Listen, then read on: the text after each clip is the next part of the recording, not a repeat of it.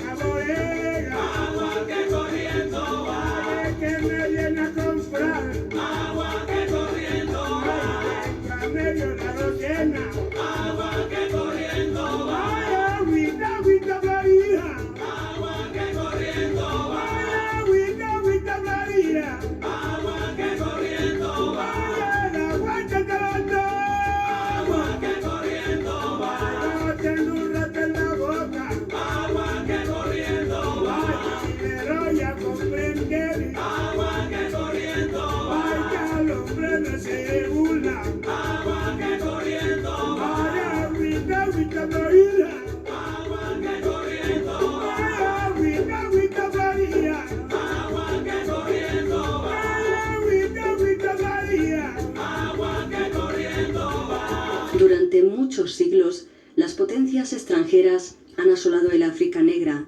en busca de mano de obra esclava. Desde Tombuctú y otros puntos del interior, mercaderes musulmanes adquirían esclavos y los trasladaban por diferentes rutas hacia ciudades como Marrakech, Argel, Trípoli o El Cairo. Zanzíbar era el punto desde el que salían hasta el importante enclave de la isla Reunión. Otro puerto, Malindi, servía de puerta de salida hacia el Índico, la península arábiga o cruzando el Mar Rojo, la misma Constantinopla. También las plantaciones y minas de América fueron trabajadas por mano de obra esclava procedente de África. Portugal tenía el monopolio sobre los puertos de Benguela, Luanda y Loango. Sao Tomé, Fernando Po, Accra o Orea, entre otros puntos de la llamada Costa de los Esclavos, era objeto de la libre competencia entre europeos. Desde estos puertos salían las rutas transatlánticas de transporte de esclavos hacia América. Virginia y Luisiana en Norteamérica, Santo Domingo, Jamaica y Nueva Granada en la América Central y Pernambuco o Bahía en la del Sur eran los puntos de entrada de los esclavos al nuevo continente.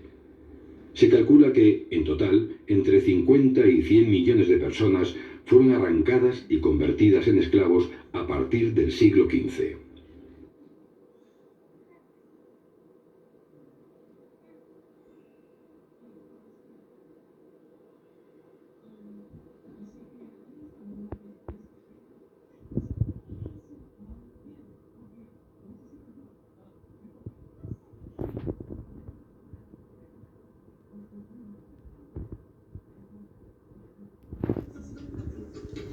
Si bien en principio a nadie se le ocurrió tratar de cuidar las almas de los africanos, en coherencia con el hecho de que se trataba de seres sin alma, con el tiempo fue inevitable el inicio de un proceso evangelizador que había de beneficiar a todos.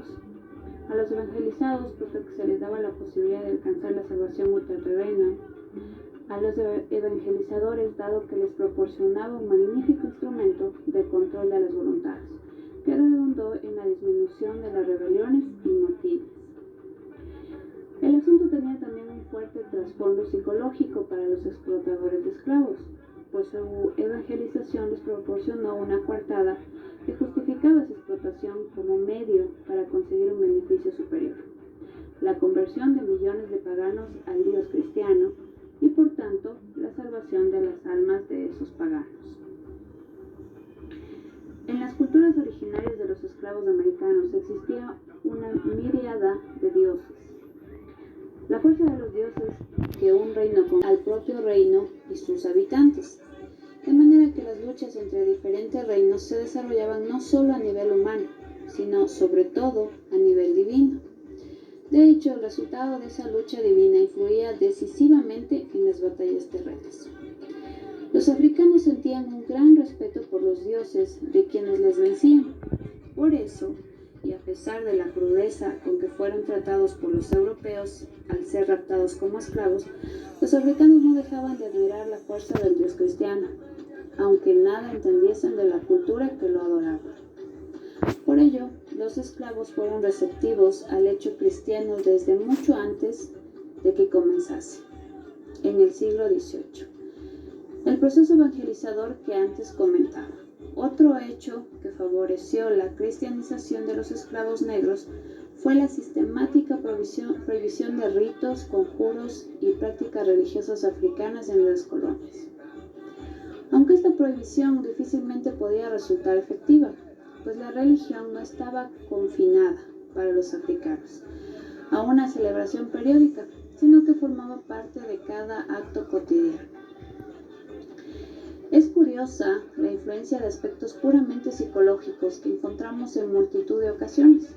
Cuando estudiamos la adaptación de su nuevo medio vital de los esclavos africanos, su cristianización, por ejemplo, resultó más fácil en zonas en que se profesaba la confesión católica, caso de las colonias caribeñas y sudamericanas, dado que la multitud de dioses africanos fueron asimilados con relativa facilidad a los santos católicos. En cambio, las colonias de influencia anglosajona, fundamentalmente protestantes, le resultaron culturalmente más opacas debido a la ausencia de símbolos y santos con los que los esclavos pudiesen identificar a sus propios dioses.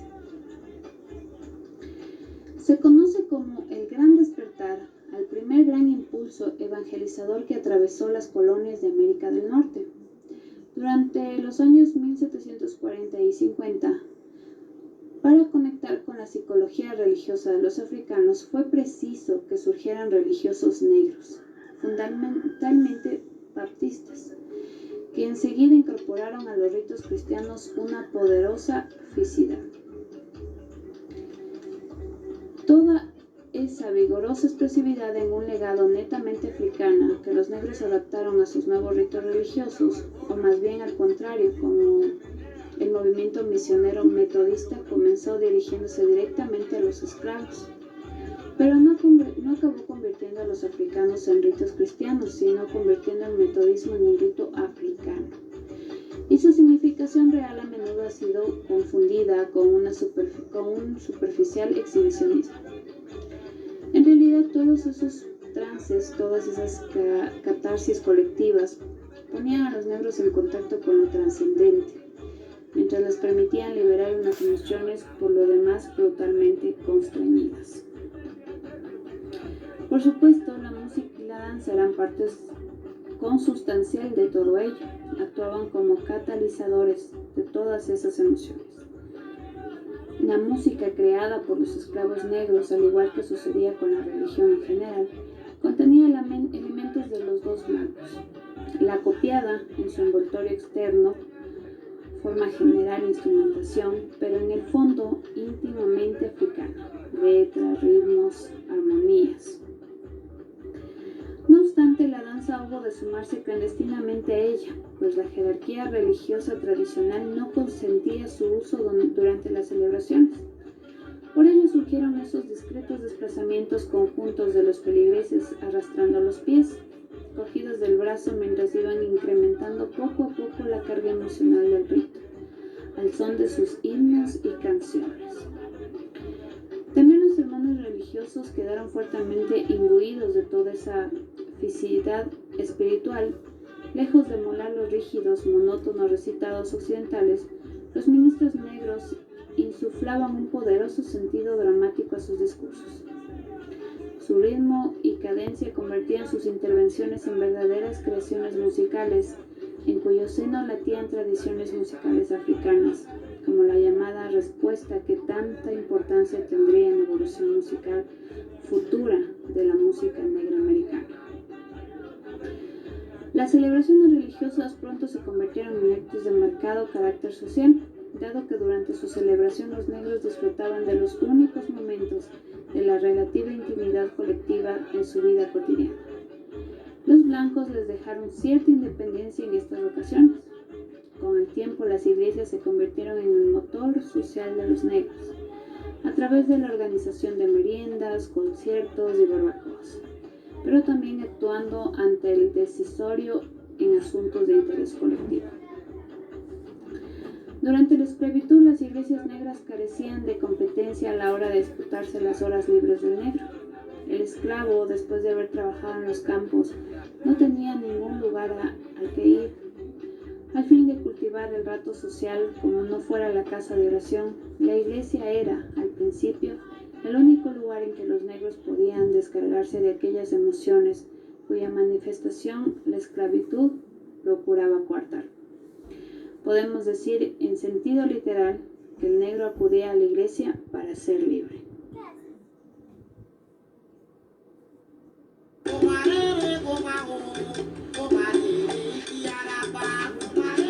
Cuba. Este es hoy en día uno de los pocos lugares del mundo donde se acepta la posible índole mágica de cualquier hecho. Viajar a Cuba exige asumir una realidad maravillosa. La presencia de culturas de origen africano contribuyó a este fenómeno al poblar de espíritus la atmósfera, de energía cada hebra de aire. En esa dimensión truena el tambor, late la memoria antigua. África habla. Detrás de esto, aún hoy se esconde la historia de las naciones africanas arrasadas por la fiebre esclavista, como los Yoruba de Nigeria o los Congos de Angola. Los vientres de los barcos que cruzaron el Océano Atlántico con su cargazón de esclavos llevaron también sus religiones. Estas se mezclaron con el catolicismo de sus amos europeos y generaron nuevas formas religiosas genuinamente cubanas, la santería y el palo monte.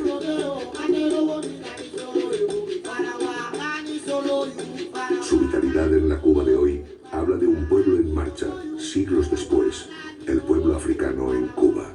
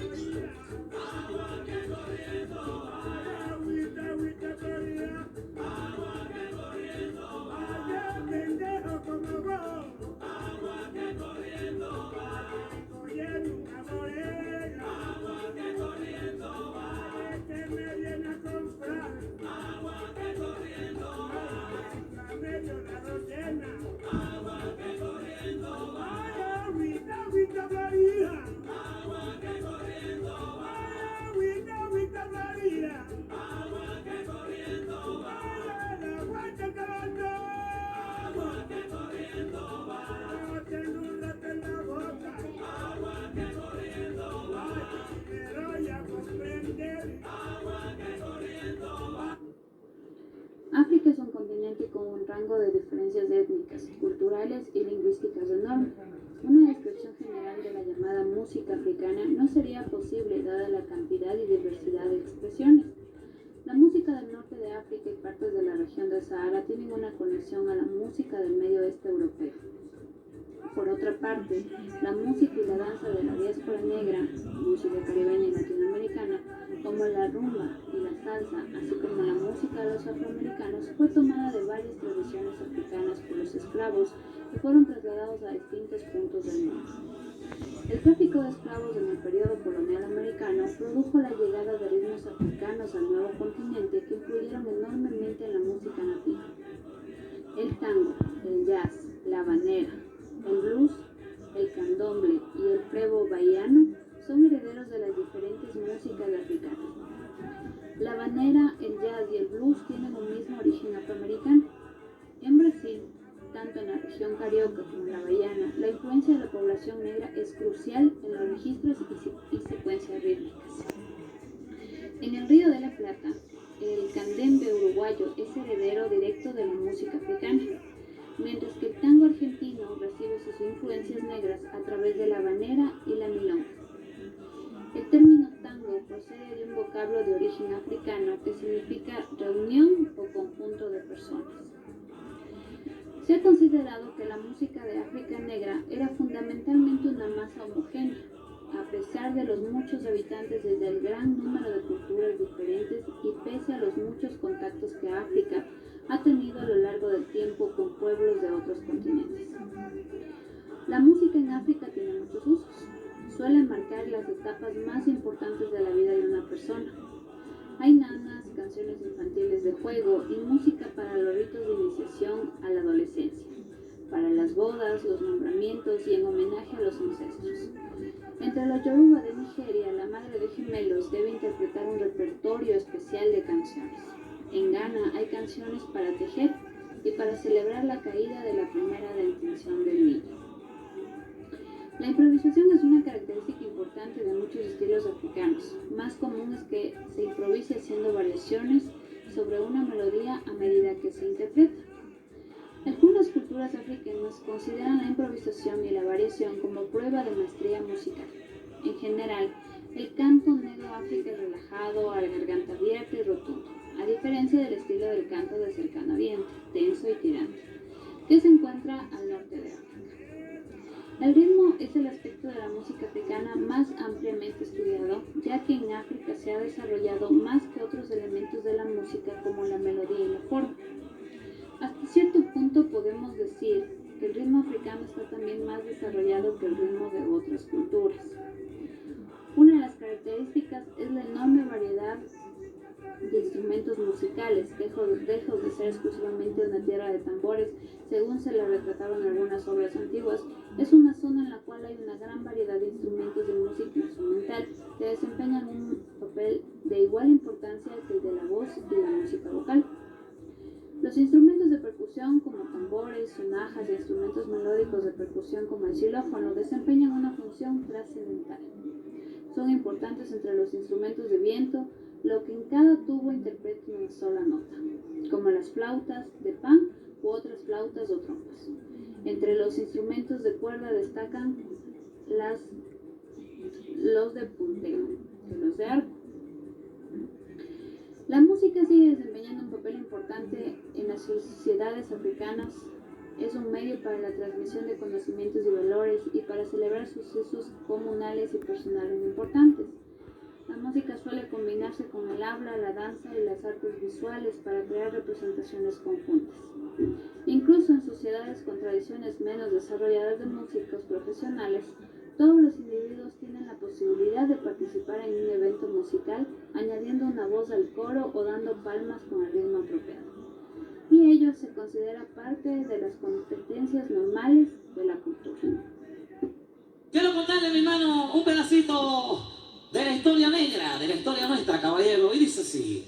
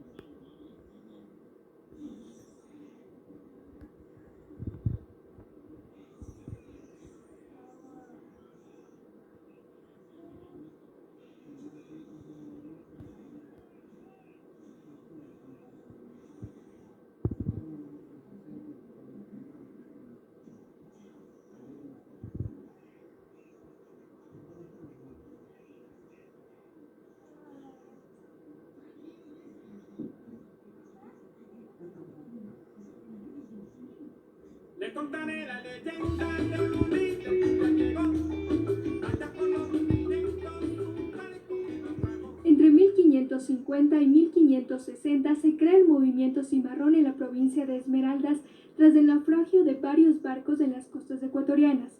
Uno de los más conocidos es el de Alonso Illescas, fundador del Reino Sambo, cuya forma de gobierno eran alianzas entre los afroecuatorianos e indígenas.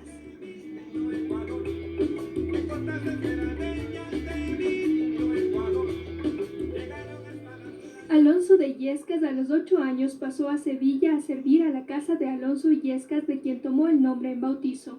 A los 25 años fue llevado a América en órdenes de su amo. Zarpó un barco que partió desde Panamá rumbo a Perú, que naufragó en el cantón Portete, hoy cantón Muisne. No solamente era Illescas y su grupo, se podría decir, el que resistía a la entrada de los españoles en Esmeralda, sino que habían otros grupos que, así como Illescas, llegaron en estos barcos que naufragaban y se quedaban en las costas. El 2 de octubre de 1977, el gobierno de la República de Ecuador reconoció a Alonso Illescas como héroe nacional del país, por el aporte que brindó desde la República de los Zambos y los Palenques en contra de la opresión y la esclavización. Sí, aquí en Quito se resistía a la colonización, en Esmeralda también se resistía. De hecho, Alonso de Illescas resistió mucho a que los españoles entraran en Esmeraldas, porque como era un camino bastante complicado, ellos podían hacer esta resistencia. No entraron, intentaron como unas 17 veces entrar a esta Esmeralda y no se pudo. Bajo el espíritu de Alonso Illescas, el pueblo afroecuatoriano continúa forjando el pensamiento cimarrón, estimulado por los aires revolucionarios de igualdad, no discriminación y derechos constitucionales, con grandes representantes de la vida política, cultural y deportiva, que han dejado en alto el nombre del país.